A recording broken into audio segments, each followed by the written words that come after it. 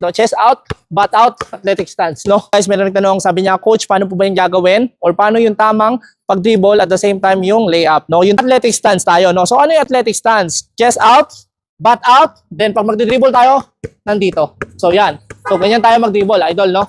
Nang tama, no? Pero pag sa game, idol, wala nang ganong position. Bibihira na lang, no? Lalo na pag nag-dribble. Kasi pag nag-dribble tayo, ibang-ibang angle yung makukuha natin. Pero yung sinasabi ko kapag nagpa-practice, no? Chest out, butt out, athletic stance, no? So, ganun, yung foundation. At the same time, yung idol, yung tanong mo, paano yung proper layup?